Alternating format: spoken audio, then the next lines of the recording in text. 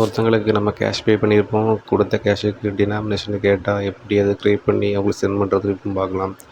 Google play ஸ்டோரில் போய் cash calculator அப்படி டைப் பண்ணுறேன். இதில் நிறைய அப்ளிகேஷன் வரும். அது நான் யூஸ் பண்ணுற பெஸ்ட்டான அப்ளிகேஷனை உங்களுக்கு ஷேர் பண்ணுறேன்.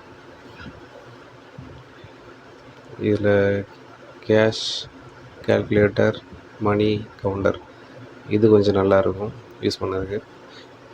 இது இப்போ நான் இன்ஸ்டால் பண்ணுறேன்.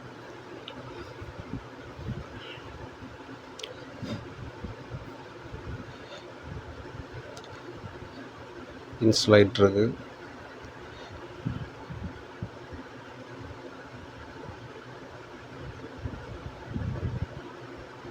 ஓப்பன் பண்ணுறேன்.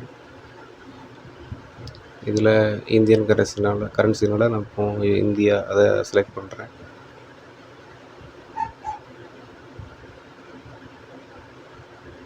ஓகே கொடுக்குறேன்.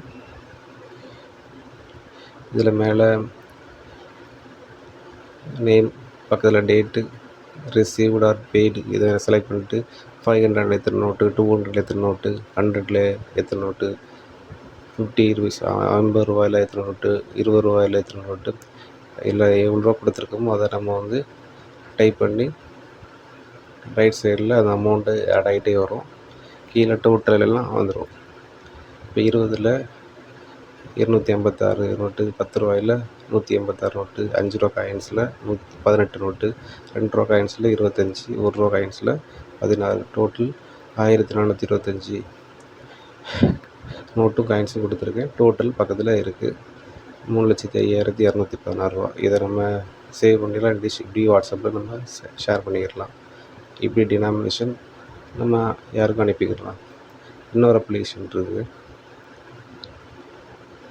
இதுவும் நான் யூஸ் பண்ணுறேன். கேஷ் கவுண்டர் அண்ட் கால்குலேட்டர் இதுவும் கொஞ்சம் யூஸ் பண்ண கொஞ்சம் நல்லாயிருக்கும்.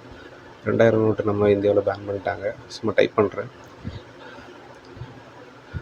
500, 200, 100 எவ்வளோ ரூபா கொடுத்துருக்கோமோ அதை நம்ம எத்தனை நோட்டு அப்படின்னு டைப் பண்ணிட்டா அதில் ஆட் ஆயிரும் அமௌண்ட்டெல்லாம்.